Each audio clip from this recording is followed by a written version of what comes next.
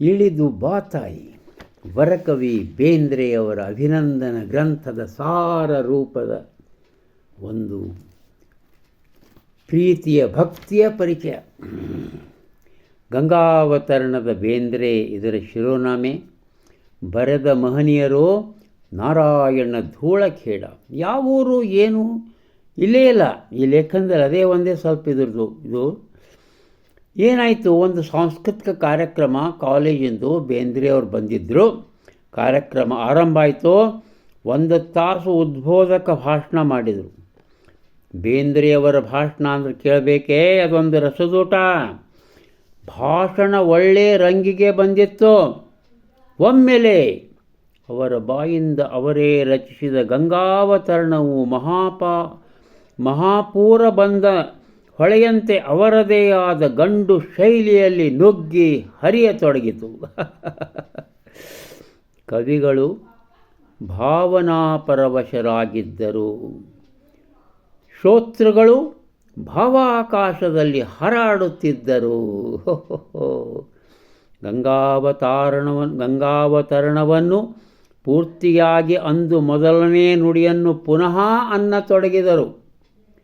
ಇಳಿದು ಬಾ ತಾಯೆ ಇಳಿದು ಬಾ, ಹರನ ಜಡೆಯಿಂದ ಹರಿಯ ಅಡಿಯಿಂದ ಋಷಿಯ ತೊಡೆಯಿಂದ ನುಸುಳಿ ಬಾ,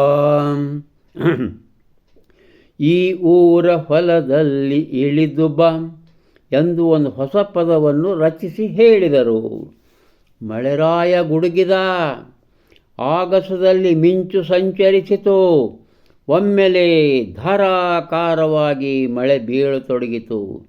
ನಾವೆಲ್ಲರೂ, ಅಂದರೆ ಶ್ರೋತೃಗಳು, ರಕ್ಷಣೆಗಾಗಿ ಓಡಿದೆವು. ಮಹತ್ವದ ಮಾತೆಂದರೆ ಆಗ ನಮ್ಮೂರಿನ ಜನರಿಗೆ ಮಳೆಯ ಅವಶ್ಯಕತೆ ಇತ್ತು. ಆಗ ನಮಗೆ ನಮ್ಮ ಪ್ರೊಫೆಸರ್ ಹೇಳಿದ ಪೋಯೆಟ್ ಈಸ್ ಎ ಪ್ರಾಫೆಟ್ ಎಂಬ ಮಾತಿನ ಸತ್ಯವು ಮನದಟ್ಟಾಯಿತು. ಇಂದಿಗೂ ನಮ್ಮೂರಿನ ರೈತರು ಮಳೆ ಬಾರದಿದ್ದರೆ ಆ ಬೇಂದ್ರೆಯವರನ್ನ ಕರ್ಕೊಂಡು ಒಂದು ಹಾಡು ಹೇಳಿಸ್ರಪ್ಪ ಅಂದ್ರೆ ಮಳೆ ಬರ್ತೈತಿ ಎಂದು ಅನ್ನುವುದನ್ನು ನಾನು ಕೇಳಿದ್ದೇನೆ. ಇದು ವಿಚಿತ್ರವೆನಿಸಬಹುದು, ಆದರೆ ಸತ್ಯ. ಗಂಗೆಯ ಕಾವ್ಯವನ್ನು ಹಾಡಿದವರಿಗೆ ಗಂಗಾಮಾತೆ ಒಲಿಯದಿರುವಳೇ? ಶ್ರೀನಾರಾಯಣ ಧೂಳಖೇಡ ಅವರಿಗೆ ವಂದನೆಗಳು. ಈಗ ನಾವು 7ನೇ ಪ್ರಕರಣದ ಹತ್ರ ಹೋಗ್ತಾ ಇದ್ದೇವೆ. ಶ್ರೀ ಬೇಂದ್ರೆಯವರ ಜೊತೆ 2 ದಿನ. ಬೇಂದ್ರೆಯವರ ಜೊತೆ 2 ದಿನ. ಈ ಒಂದು ಲೇಖನವನ್ನು ಬರೆದಂಥ ಮಹನೀಯರು ಡಾಕ್ಟರ್ BR ನಾಡಗೌಡ, ಸಿಂದಗಿ ಊರವರು. ಅಲ್ಲಿ ಕರೆಸಿದ್ರು ಬೇಂದ್ರೆಯವ್ರನ್ನ. ಭಾಳ ಸ್ನೇಹಿತರಾಗಿದ್ದರು ನನಗೆ ತಿಳಿದ ಮಟ್ಟಿಗೆ. ನಾನು 1-2 ಸರಿ ಮಾತನಾಡಿದ್ದೆ. ನನಗಿದೇ ಗ್ರಂಥ ಬೇಕಾಗಿತ್ತು, ಇಳಿದು ಬಾ ತಾಯಿ ಗ್ರಂಥ. ಅವರಲ್ಲಿ ಅದಂತ ಗೊತ್ತಿತ್ತು ನನಗೆ. ನಾನು ಹುಡುಕ್ಯಾಡಿದೆ ಕರ್ನಾಟಕ ತುಂಬ. ನನ್ನ ಹತ್ರ ಇದೆಯಪ್ಪ ಅದು. ನಾವು ಮನೆ ಬದಲಿಸಿದ್ದೀವಿ, ಎಲ್ಲದೂ ಗೊತ್ತಿಲ್ಲ, 2-3 ಗಂಟೆ ಆಗ್ಯಾವವು ಅಂತ ಹೇಳಿಬಿಟ್ರು. ನೀವು ಹುಡುಕಿ ಸಿಕ್ಕಿದ್ರೆ ನಿನಗೆ ಹೇಳ್ತೇನೆ ಅಂದರು. ಅವರಿಂದ ಆಗಲಿಲ್ಲ, ಬೇರೆಯವರಿಂದ ನನಗೆ ಸಹಾಯ ಆಯಿತು. ಡಾಕ್ಟರ್ BR ನಾಡಗೌಡ ಅವರು ಕರೆಸಿದ್ರು. ಬೇಂದ್ರೆಯವರ ಜೊತೆ 2 ದಿನಗಳು ಬರೆದರೆ ಒಂದು ಸಣ್ಣ ಪುಸ್ತಕನ ಆಗ್ತದೆ, ಅಷ್ಟು ಇನ್ಫಾರ್ಮೇಷನ್ ಅದ. ಆದರೆ ನಾನು ಕೇವಲ 3-4 ಘಟನೆಗಳನ್ನು ಮಾತ್ರ ಇಲ್ಲಿ ಹೇಳ್ತೇನೆ. ಗೋಳಗುಮ್ಮಟ್ ಎಕ್ಸ್ಪ್ರೆಸ್, ಅದರಿಂದ ಅವರು ಬಿಜಾಪುರಕ್ಕೆ ಬೆಳಗಿನ 4 ಗಂಟೆಗೆ ಬರ್ತದದು ಮಗಂದು. ಆ ರಾತ್ರಿಯೂ ಅಲ್ಲ, ಅತ್ತ ನಸುಕೂ ಅಲ್ಲ. ಬಂದರು, ಟ್ರೈನ್ ಬಂದು ನಿಂತು. ಆಮೇಲೆ ಪ್ಲಾಟ್ಫಾರ್ಮ್ ನಿಂತು ಫಸ್ಟ್ ಕ್ಲಾಸ್ ಬೋಗಿ ಹತ್ತ ಕಣ್ಣು ಹಾಕಿದೆ. ಅವರನ್ನು ಕರೆದುಕೊಂಡು ಹೋದ ಕಾರ್ಯಕರ್ತರು ಕಂಡುಬಿಡಲ್ಲ. ಗಡಿಬಿಡಿಯಿಂದ ಬೋಗಿಯನ್ನು ಹತ್ತಿದ್ವಿ. ಒಳಗಿನ ಕಂಪಾರ್ಟ್ಮೆಂಟ್ ಮುಚ್ಚಿಕೊಂಡಿದ್ದೆವು. ಒಂದು ಕ್ಷಣ ಏನು ಮಾಡಬೇಕು ಅರ್ಥ ಆಗಲಿಲ್ಲ. ಬೇಂದ್ರೆಯವರು ಬಂದಿದ್ದಾರೆ ಅಂತ ಕೇಳಿದೆ. ಆ ಕಾರ್ಯಕರ್ತರು ಸಹ ಅರ್ಧ ನಿದ್ರಾವಸ್ಥೆಯಲ್ಲಿದ್ದರು. 4 ಗಂಟೆ ಟೈಮಲ್ಲ. ಅಷ್ಟರಲ್ಲಿ ಒಂದು ಕಂಪಾರ್ಟ್ಮೆಂಟ್ ಬಾಗಿಲ ತೆಗಿತೋ. ವಿಜಾಪುರ ಬಂತೆ ಎಂಬ ಧ್ವನಿಯೂ ಕೇಳಿತೋ. ಅದು ಬೇಂದ್ರೆಯವರ ಧ್ವನಿ. ಬೇಂದ್ರೆಯವರು ಹೊರಗೆ ಬಂದರು. ಡಣ್ ಡಣ್ ಗಂಟೆ ಆಯಿತು. ಗಾರ್ಡ ಫಿಸಿಲ್ ಕೈಗೆ ತೆಗೆದುಕೊಳ್ಳುತ್ತದೆ. ದಯವಿಟ್ಟು ತಡೀರಿ, ನಮ್ಮ ಇವರಿದ್ದಾರೆ, ಅವ್ರ ಸಾಮಾನು ತೊಗೋತೇವೆ ಸ್ವಲ್ಪ ನಮ್ಮ ಬೇಂದ್ರೆ ಅವ್ರದ್ದು ಅಂತ ಹೇಳಿ ಅವ್ರ ಸಾಮಾನು ಇಸ್ಕೊಂಡ ಮೇಲೆ ಟ್ರೈನ್ ಬಿಡುತ್ತೆ ಅಂತ ಬರ್ದಾರೆ ಇವರು.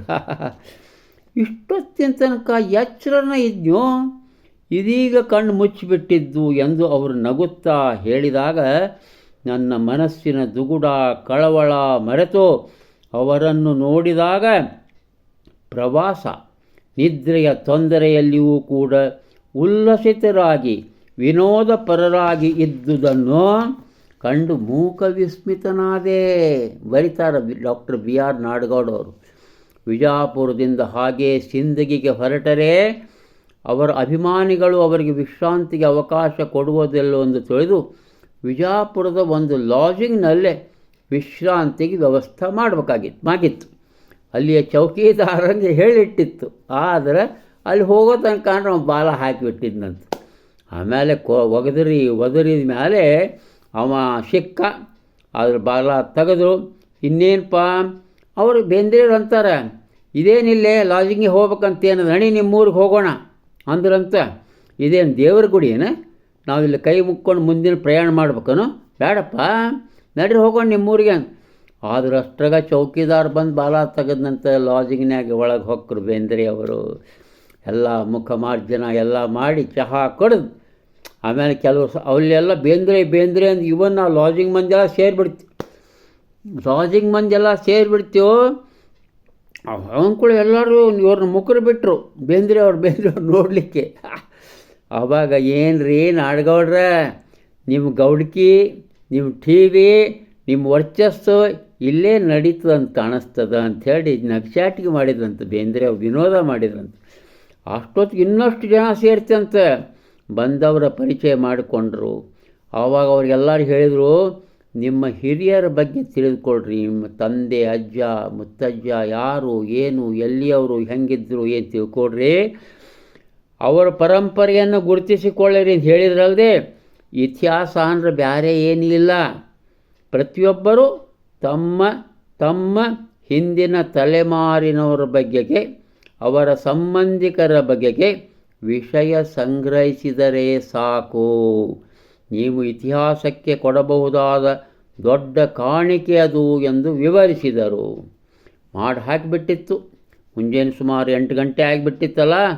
ತುಂತರ ಮಳೆ ಬೀಳ್ತಾ ಇತ್ತು ವಿಜಾಪುರದಾಗ ಸಹಿತ. ಹವೆ ಭಾಳ ತಂಪಾಗಿತ್ತಂತ. ಕೋಟ್ ಹಾಕ್ಕೊಂಡು ಬೇಂದ್ರೆ ಅವರು ತಲೆಗೆ ಭಾಳ ತಂಪಾದ ಕಾಣದು. ಅವ್ರದ್ದು ಮಂಗ್ಯಾನ ಟೊಪ್ಪಿಗೆ ಅಂತೇವಲ್ಲ ನಾವು, ಆ ಕಪಾಳ ಸಹಿತ ಇಷ್ಟ ಓಪನ್ ಇರುವಂಥ ಒಂದು ಉಲನ್ ಟೋಪಿಗೆ ಹಾಕಿಕೊಂಡು ಆಮೇಲೆ ಹೆಗಲ ಮೇಲೆ ಶಾಲ್ ಹೊತ್ಕೊಂಡು ಹೊಂಟ್ರು. ಕೆಳಗೆ ಹೋಟೆಲ್ ಮಾಲೀಕರು ಬಿಡಲಿಲ್ಲ.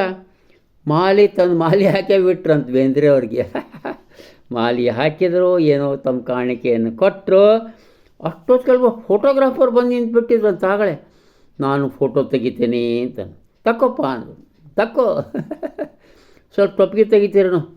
ತಮ್ಮ ಇದೊಂದು ಪೋಸ್ ಇರಲಿ, ಇದೇ ಪೋಸ್ನ ತಕ್ಕೋ ಅಂತ ಹೇಳಿದಂತ. ಹಿಂಗೆ ಆ ಪೋಸು ಆಗ್ಯದ. ಅದು ಸಾಕಷ್ಟು ಕಡೆ ಸಿಕ್ಕದು, ನಿಮ್ಗೆ ಗೊತ್ತದನೋ ಇಲ್ಲೋ, ಅವರು ಮಂಗ್ಯಾನ ಟೋಪಿಗೆ ಹಾಕಿದಂಥ ಪೋಸು.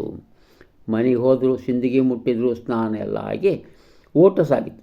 ಊಟ ಡಾಕ್ಟರ್ BR ನಾಡಗೌಡ ಅವರ ಮನೆಯಲ್ಲಿ ಊಟ ಮಾಡ್ಕೋತ ಕೂತರು ಬೇಂದ್ರೆ ಅವರು.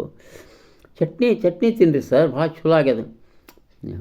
ಸ್ವಲ್ಪ ಹಿಂಗೆ ಬಾಯಿಗೆ ಹಚ್ಕೊಂಡು, ಇಲ್ಲಪ್ಪ ನಾ ಖಾರ ತಿನ್ನೋದು ಬಂದ್ ಮಾಡೀನಿ ಈಗೆಲ್ಲ, ಆದರೂ ಚಟ್ನಿ ನಾ ಭಾಳ ತಿನ್ನಲ್ಲ ಅಂತ ಅದನ್ನು ಮುಟ್ಲೇ ಇಲ್ಲಂತ ಅವ್ರು ಚಟ್ನಿ.